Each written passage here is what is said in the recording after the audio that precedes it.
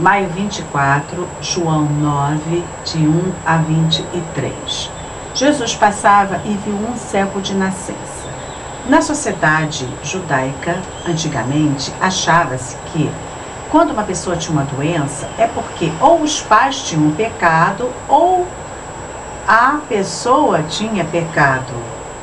Mas se a criança nasceu assim, eles perguntaram para Jesus: Mestre, quem foi que pecou? Foi ele ou foram seus pais? Então Jesus vai dar a explicação que é realmente a explicação que nós vemos hoje. Nem ele, nem seus pais pecaram. Essa doença está se manifestando para a glória de Deus. Mas como pode ser para a glória de Deus? Olha, nós não entendemos nada nessa vida. Essa vida nos parece ilógica, né? Não tem lógica. Igual um jogo de futebol, não tem lógica. O futebol imita a vida. Não tem lógica. Às vezes o que é mais forte ganha, às vezes o que é mais forte perde, às vezes a pessoa rala, joga melhor, perde, o outro que não faz nada ganha. A gente não entende. Mas uma coisa a gente pode observar, que em geral as pessoas que têm deficiência visual, elas não reclamam da vida. Você não vê uma pessoa deficiente visual reclamando da vida. E você vê muito vidente reclamando da vida, até se matando, porque não está satisfeito com a sua vida. Então, eu creio que o que Jesus está tentando dizer aqui, vai mostrar, é que nós temos que aprender a observar a lição que essas pessoas podem nos dar. Porque tudo no mundo tem uma finalidade, né? O livro de Provérbios diz, Deus fez tudo com um propósito, até o ímpio para o juízo final. Tudo tem um propósito. Se Deus deixa acontecer isso, ou faz acontecer dessa forma, é porque tem uma finalidade. E, a meu ver, a finalidade é essa: fazer nós entendermos que a vida é realmente o bem mais precioso de todos. E ela tem que ser valorizada. E ela tem que ser aproveitada. Isso aqui é a coisa mais linda. No caso aqui, Jesus vai falar o seguinte, olha. Jesus respondeu: não foi ele que pecou, nem seus pais, mas ele é cego para que nele se manifestem as obras de Deus. As obras de Deus se manifestam de várias formas. Podem se manifestar também fazendo-nos ver isso que eu falei. Que realmente a pessoa, para ser feliz, não depende de enxergar, porque inclusive Jesus vai falar isso. Muitos dos que veem são cegos e muitos dos que não veem, veem. Nós temos que realizar as obras daquele que me enviou enquanto é dia, ou seja, enquanto é o tempo. Dia é reservado à luz, noite é reservado às trevas. Então nós estamos no tempo ainda da luz. Está chegando a noite e ninguém poderá trabalhar, ou seja, quando chegar o tempo das trevas, com o anticristo, ninguém vai poder fazer a obra de Deus. Enquanto estou no mundo, eu sou a luz do mundo. Dizendo isso, Jesus cuspiu no chão, fez barro com a saliva e com o barro ungiu os olhos do cego. E disse: vá se lavar na piscina de Siloé. Ainda está lá até hoje.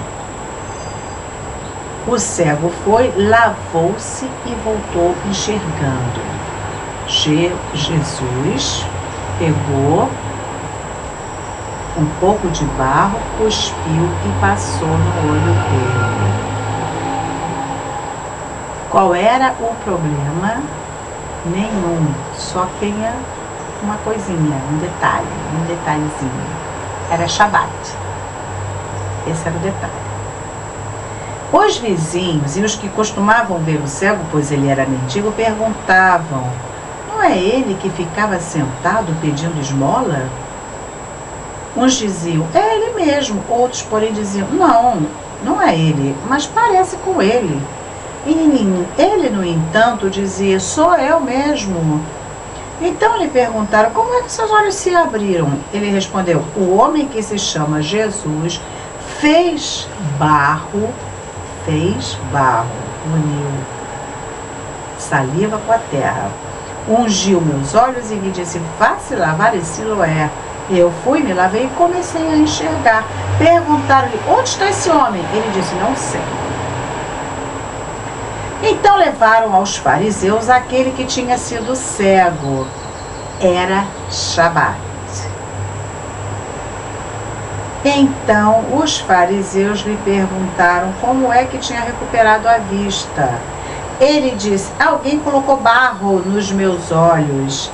Eu me lavei e estou enxergando. Então os fariseus disseram: esse homem não pode vir de Deus, ele não guarda o Shabat. Outros diziam: mas como pode um pecador realizar estes sinais? E havia divisão entre eles na cúpula. Perguntaram outra vez ao que tinha sido cego: o que você diz do homem que abriu seus olhos? Ele respondeu: é um profeta. As autoridades dos judeus não acreditaram que ele tinha sido cego e que tinha recuperado a vista, até que chamaram os pais dele e perguntaram: esse filho que vocês dizem ter nascido, ele nasceu cego? Este é o filho que vocês dizem ter nascido cego? Como é que ele agora está enxergando?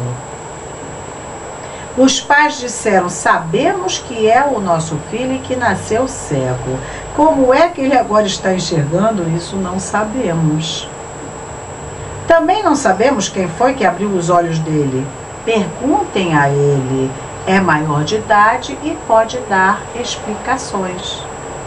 Os pais do cego disseram isso porque tinham medo de serem expulsos da sinagoga, porque as autoridades religiosas tinham dito que expulsariam da sinagoga quem acreditasse ou seguisse Jesus. Até hoje. Foi por isso que os pais disseram: é maior de idade, perguntem a ele. Gente, eu vou ter que falar coisas sobre o Shabat. Eu vou ter que falar, porque não dá. Fazer barro para curar criou problema. Não se preocuparam porque o homem tinha voltado a enxergar. Eles não quiseram nem saber disso. Isso era como se fosse nada. Um homem que era cego de nascença voltou a enxergar. É nada. O problema é que foi feito barro. E ele foi curado no Shabat. Isso era um problemaço. Ele não tinha respeitado o Shabat. Ele tinha que deixar o cego lá cego até passar o Shabat. E depois, se desse, ele então faria isso. Eu vou ter que falar. Eu vou falar daqui a pouco sobre o Shabat.